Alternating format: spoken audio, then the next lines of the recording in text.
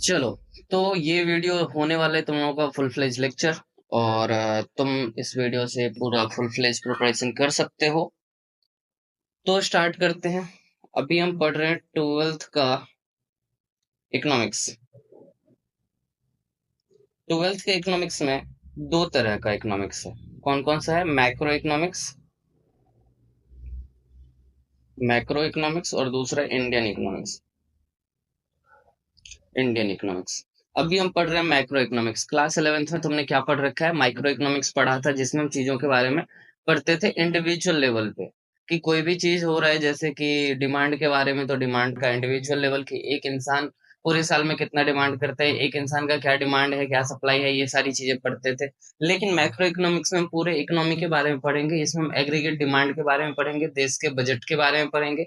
ये सारा रहने वाला है हमारे ट्वेल्थ के इकोनॉमिक्स में। और ये जो ट्वेल्थ का इकोनॉमिक्स है बहुत ज्यादा इंटरेस्टिंग, तो इसको पढ़ने में आने वाला है हमें बहुत ज्यादा मजा। तो चलो स्टार्ट करते हैं अपना फर्स्ट चैप्टर। फर्स्ट चैप्टर है हमारा इंट्रोडक्शन। और हम जो बुक ले रहे हैं, जिस बुक से हम पढ़ रहे हैं, वो है वीके पब्लिकेशन का, टी आर जैन और वीके ओरी का। तो अगर तुम्हारे पास वो बुक है तो उसको ओपन कर लो, उसी से पढ़ाई करेंगे हम। सबसे पहले पूछ रहा है कि मैक्रो इकोनॉमिक्स होता क्या है। तो macro economics is defined as that branch of economics which studies economic issues और economic problem at level of economy as whole. यानी कि ये इकोनॉमिक्स का वो ब्रांच है जिसके अंदर हम किसका स्टडी करते हैं? तो पूरे इकोनॉमी का स्टडी करते हैं, इकोनॉमिक प्रॉब्लम का स्टडी करते हैं, जो कि पूरे इकोनॉमी लेवल पे होता है, इकोनॉमी एज होल का होता है। ठीक है। अब है कि माइक्रो इकोनॉमिक्स के अंदर क्या क्या चीजें आती है, क्या क्या चीजें हमें पढ़ना होता है। तो इसमें जैसे कि तुम अपने माइक्रो इकोनॉमिक्स में पढ़ रहे थे एग्रीगेट, माइक्रो इकोनॉमिक्स में पढ़ रहे थे इंडिविजुअल डिमांड, इंडिविजुअल सप्लाई पढ़ रहे थे, जिसमें कि प्राइस बढ़ता था तो डिमांड घट जाता था, प्राइस घटता था तो डिमांड बढ़ जाता था, लॉ ऑफ डिमांड पढ़ रहे थे। लेकिन यहाँ पे हम पढ़ेंगे कौन सा? एग्रीगेट डिमांड के बारे में पढ़ेंगे, एग्रीगेट सप्लाई के बारे में पढ़ेंगे। ठीक है। तो इसके अंदर और क्या क्या हमें पढ़ना होता है। तो सबसे पहले देखो कि scope and significance of macro economics. Macro economics का स्कोप और सिग्निफिकेंस क्या क्या है। सबसे पहले तो estimation of national income and related aggregates. तो यहाँ पे हम एस्टिमेशन करते हैं, एस्टिमेट लगाते हैं पूरे देश के इनकम को। जैसे कि हम इसमें कैलकुलेट करते हैं एनएनपी, एफसी, यहाँ पे कैलकुलेट करते हैं जीडीपी। ये सारी चीजें हम कैलकुलेट करते हैं यहाँ पे। दूसरा है थियरी ऑफ एम्प्लॉयमेंट। तो तुमने सुना होगा कि हमारे देश का एम्प्लॉयमेंट जो है वो बहुत बहुत सारे लोग ऐसे हैं जो अनएम्प्लॉयड हैं। ठीक है। तो उसके बारे में हम पढ़ने वाले हैं कि एम्प्लॉयमेंट में क्या दिक्कत आ रही है। उसके बाद है थियरी ऑफ मनी। तो पैसा कैसा कैसे काम करता है ये पढ़ेंगे हम। अब तुमने सुना होगा ऐसा कि हमारे पास अपना जो हमारा देश है, हमारे देश के पास अपना पैसा प्रिंट करने का मशीन है। लेकिन फिर भी हम बहुत ज्यादा पैसा प्रिंट नहीं कर सकते। हम उतना ही प्रिंट कर सकते जितना कि अलाउड है, जितना कि जरूरी है। ठीक है। तो ये किस तरह के थ्योरी पे काम करता है, कैसे हम मनी प्रिंट कर पाते हैं, किस तरीके से ये काम होता है, पैसे होते कितने टाइप के हैं। पैसा जब नहीं हुआ करता था उस टाइम हम बार्टर सिस्टम यूज करते थे, तो बार्टर सिस्टम में क्या होता था, ये सारी चीजें हम थ्योरी ऑफ मनी में पढ़ेंगे। उसके बाद बोल रहा है कि theory of general price level, inflationary and deflationary gap. तो इन्फ्लेशन का नाम सुना होगा कि महंगाई बढ़ रहा है, महंगाई घट रहा है। तो इन्फ्लेशन कैसे काम करता है, डिफ्लेशन कैसे काम करता है, क्या सही होता है, इन्फ्लेशन अच्छा होता है, इन्फ्लेशन बुरा होता है। अच्छा, तुम लोग कमेंट में बोल सकते हो कि इन्फ्लेशन अच्छा होता है, इन्फ्लेशन बुरा होता है। फिर ये इन्फ्लेशन को कंट्रोल कैसे कर सकते हैं, डिफ्लेशन को कंट्रोल कैसे कर सकते हैं, ये भी हम इसमें पढ़ने वाले हैं।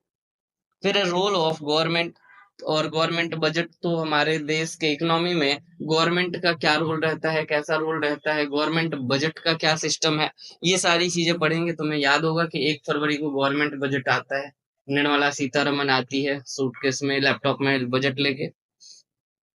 Exchange rate and balance of payment.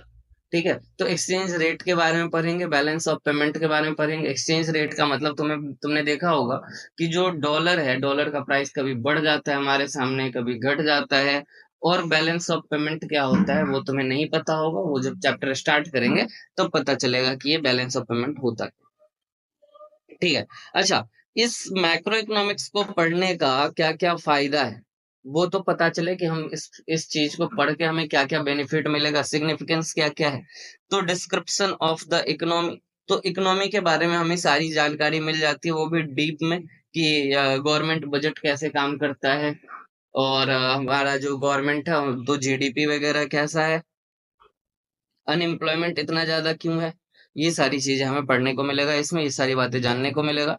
Road map of growth and development, तो ग्रोथ एंड डेवलपमेंट, हर साल हम धीरे धीरे ग्रो कर रहे हैं, हमारे देश की इकोनॉमी को क्या बोला जाता है, वाइब्रेंट इकोनॉमी बोला जाता है। तो ये भी हम देखेंगे कि क्या रोड मैप रहने वाला है।